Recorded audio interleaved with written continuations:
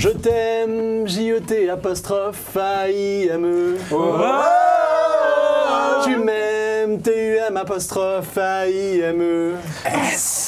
Et voilà, on vient de vous chanter la musique du film Les Gamins, premier long métrage d'Anthony Marciano. L'histoire, elle est très simple. Il s'agit de Thomas qui tomberait d'amoureux d'une fille. Et lorsqu'il rencontre le père de cette fille, il lui dit, ce père-là, ne l'épouse pas, viens avec moi et on va s'éclater ensemble, on va faire comme des gamins. La question, elle est très simple et elle s'adresse à Marine. Est-ce que cette comédie, elle a le potentiel pour devenir un vrai carton comme le laisse croire le buzz qui tourne autour de lui?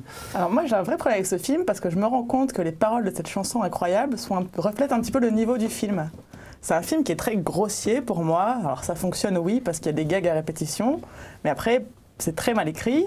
Ça se perd dans des longueurs un petit peu incroyables. Le film est vraiment construit bizarrement, avec un rythme vraiment que moi je comprends pas. Ça part un petit peu, ça part bien. Il y a un couple qui est mignon, il y a des petits coups d'œil qui sont sympas, l'effet des sosies, des photos avec les sosies. Franchement, si toutes les comédies françaises étaient écrites comme ça, on serait content déjà.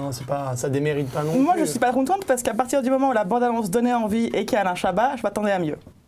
À partir de là... Ouais, en même temps, il faut voir la gueule des autres comédies françaises aujourd'hui. C'est-à-dire que là, concrètement... Non, je suis d'accord, le film n'est pas aussi génial que la bande-annonce laissait espérer, mais il y a un vrai abattage comique. C'est-à-dire qu'il y a tellement de vannes à la minute qu'il y en a au moins une qui passe. Ouais. Alors après, c'est pas la première, ce sera la troisième. Voilà, ou la 25e au bout d'un moment. 3 ans d'écriture pour le scénario. Ouais, alors quand même... Il y a un peu de recherche. Un processus. Oui, non, mais 3 ans d'écriture... Non, mais il y a quand même 3 ans de travail. Ouais, mais sur 3 ans d'écriture, dans ces cas-là, c'est l'autre problème du film, donc c'est extrêmement drôle. Donc rien que pour ça, il faut y aller, parce que quand même, il y a tellement peu de comédies drôles en France. Le problème, c'est qu'il y a un vrai problème d'écriture, c'est que la comédie pose un postulat très simple, et les résumés dans le film, à un moment, tu l'as dit, Alain Chabat dit à Max Boublil, toutes des casse-couilles. Et là, c'est le sujet du film, c'est-à-dire en gros, toutes les femmes sont des casse-couilles et c'est la crise de la cinquantaine vue à la fois par Alain Chabat et vue par Max Boublil, donc c'est un jeune. Le problème, c'est que le film leur donne raison. Et moi, ça me met vraiment mal à l'aise. C'est-à-dire que Sandrine Kiberlin est extrêmement drôle, mais effectivement, elle est casse-couille. Et Mélanie Bernier est très sympathique, mais effectivement, dans le film, elle est casse-couille. À partir de là, le film est légèrement misogyne. C'est-à-dire que concrètement, ça nous explique que les mecs ont raison de s'éclater parce que les filles, c'est quand même vraiment chiant. Le problème du film, c'est que si jusqu'au bout ça allait, moi, je serais carrément client, ça me ferait rire une vraie comédie misogyne qui l'assumerait au 2e degré, pourquoi pas. Sauf que le film devient sympathique à la fin et nous explique que finalement, normalement, les hommes et les femmes, c'est fait pour être ensemble et les couples, c'est fait pour s'aimer. Le film manque de mordant en fait au bout d'un moment. Qui le vendent, le film. Oui, mais le film manque de mordant. À partir de là, la comédie, elle est complètement légère. Alors après, c'est l'intérêt du film, c'est que c'est extrêmement sympathique à voir. Le film ne décolle jamais. Mais vous êtes d'accord avec le côté misogyne? Oui, au début, clairement, il y a un vrai côté misogyne. C'est dit même dans les mots des personnages, c'est dit dans la bouche d'Alain Chabat qui dit vraiment j'en peux plus, c'est une casse-couille, j'en ai ras-le-bol. Donc faut dire qu'elle est casse-couille. Bon, elle est casse-couille, mais c'est vrai. C'est pas grave qu'ils le disent. Mais non, mais c'est pas grave. Il faudrait que le film prouve le contraire. Mais parce qu'il le fait au bout d'un moment, il finit par prouver le contraire, c'est-à-dire qu'il se rattrape sur la fin, il a un besoin de se rattraper, ce que je trouve assez salvateur personnellement dans le film. Ça m'a un peu sauvé parce qu'au début je me disais c'est pas possible, il va vraiment faire passer toutes les filles pour des connasses. Donc j'en avais un petit peu marre, mais en fait pas du tout. Et l'abattage comique dont tu parlais est vraiment pour moi sympathique, ça m'a permis de me détendre énormément en regardant ce film-là. Ensuite, c'est pas moi le vrai problème que j'ai avec ce film, c'est plutôt un problème de rythme. Il y a un vrai problème tu disais qu'il y avait des longueurs, c'est pas tant des longueurs, c'est qu'il y a des moments, il part dans des trucs, ça va... Concrètement, le voyage au Maroc, par exemple, il y a un voyage au Maroc, ça va un petit peu trop loin, on sait pas pourquoi ça se passe. C'est le moment où il veut punir ses personnages et ça marche pas en fait.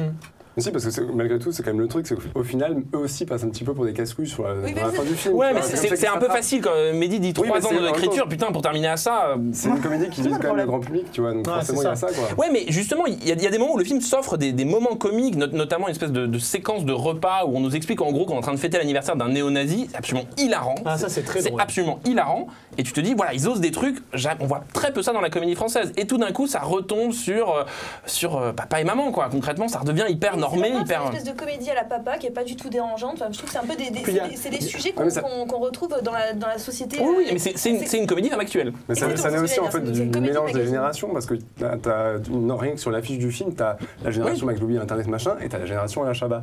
Et t'as un petit peu ce passage de flambeau, si tu veux, qui est fait dans le film.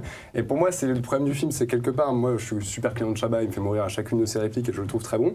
Mais comme tu dis, il y a 15 000 blagues à la seconde, sauf qu'elles sont pas toutes drôles. Et surtout, Max Boublil, il y a des moments où ça passe pas du tout. Moi j'ai envie de vous demander un truc. Les deux scénaristes, donc Boublil, je me trompe pas, et Marciano disent qu'ils se sont vachement inspirés, enfin qu'ils aiment beaucoup Judd Apatow et Woody Allen. Est-ce que vous jugez que c'est là où le bas blesse dans le film, c'est-à-dire que les personnages ils sont hyper normés dans la société, on voit exactement, je veux dire, Sandrine Kiberlin, donc c'est une caricature de connasse bio, voilà, point, c'est tout, ça va pas plus loin que ça. Mais ceci dit, il y a des personnages, enfin vous direz pas le contraire, secondaires qui sont super drôles, Non, le bourgeois qui fait la caïra. C'est peut-être là où il s'approche le plus d'Apatow, quand lui aussi, par exemple, on voit récemment 40 ans mode d'emploi, où il a des personnages secondaires joués par notamment Jason Segel, etc., qui ont des happenings comme ça, c'est là où il se rapproche le plus avec le dîner, etc. Il y a Chiron de Bref qui est assez qui est excellent, c'est le moment le plus drôle du film aussi. C'est très drôle aussi, il y a une séquence avec lui qui est très drôle, mais voilà, quand il va dans les personnages secondaires, là il s'approche de la comédie d'Apatow, mais quand il va dans la chronique familiale, c'est là où il s'en éloigne complètement, parce que Apatow est dans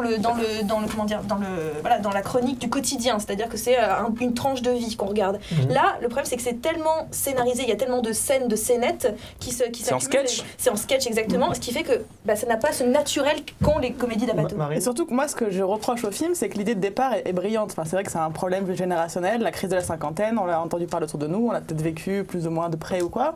C'est que le film raconte des choses. C'est dur. Le film raconte des choses très dures. Au moment, on va pas tout spoiler, mais en gros, il va dépenser beaucoup d'argent, il va faire des bêtises de gamins qui sont graves et qui mettent en danger sa famille, sa fille, tout ça. Et toutes ces choses-là sont passées complètement sous silence en faisant penser à la farce. Alors que pour moi, derrière, il y a quelque chose qui est très grave.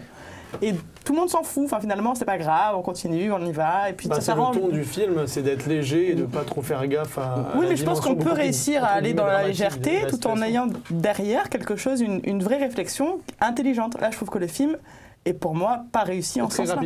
Non, c'est-à-dire qu'il y a dans le film en plus il y a une critique de la musique, de l'univers de la musique qui fabriquerait des produits, une espèce de gamine insupportable. Et quand on voit le film est également un produit, c'est-à-dire qu'aller chercher Chabat et Max Boublil, on est sûr de faire des entrées. Donc il y a un petit côté où le film, dans son cynisme, se prend les pieds dans le tapis en fait. Enfin, ouais, c'est pas forcément parce que tu as deux têtes d'affiche. Quand même, l'affiche qui est derrière montre bien qu'on vend quand même Max Boublil et Alain Chabat. Hein. Récemment, on a prouvé que c'était pas forcément les têtes d'affiche qui faisaient un succès.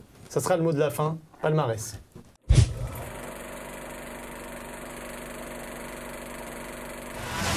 Moi j'en ai ma claque, j'en peux plus d'avoir affaire à des gamins. Eh